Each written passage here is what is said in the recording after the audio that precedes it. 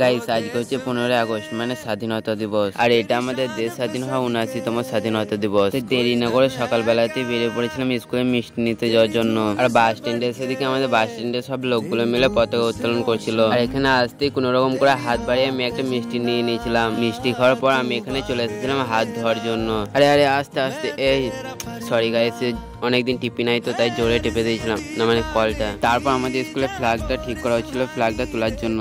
আর আমরা এখানে আমাদের স্কুলের ভেতর দিকটা একটু ঘুরে আসছিলাম। তারপর আমাদের স্যারগুলো আমাদেরকে সবাইকে ডেকে এখানে লাইন দাঁড়াতে বললো পতাকা উত্তোলন করা হবে বলে। আর আমরা স্কুলে ড্রেস পরে আসিনি বলে আমাদেরকে আর একটা লাইন দিতে বললো আলাদা করে। আর তখনই আমাদের একটা স্যার এসে পতাকাটা উত্তোলন করছিল।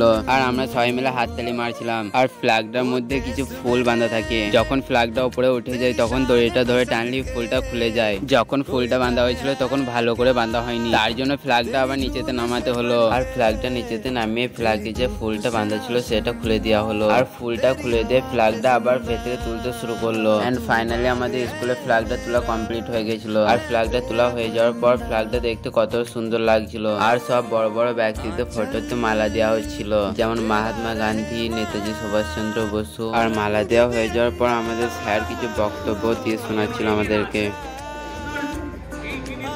সবকিছু হয়ে যাওয়ার পর আমরা এখানে দাঁড়িয়েছিলাম কেক নেওয়ার জন্য। তারপরে স্যার বললো লাইন দিয়ে সব একে একে কেক নিতে শুরু করো। আর কিছুক্ষণ ওয়েট করার পর আমরা লাইনে দাঁড়িয়ে পড়েছিলাম কেক নেওয়ার জন্য। তারপর আমাকে একটা কেক দিয়ে স্কুল থেকে বার করে দেওয়া হলো। আর আজকে ব্লগটা এতটাই ভালো লেগে থাকলে ফলো অ্যান্ড সাবস্ক্রাইব করে নাও।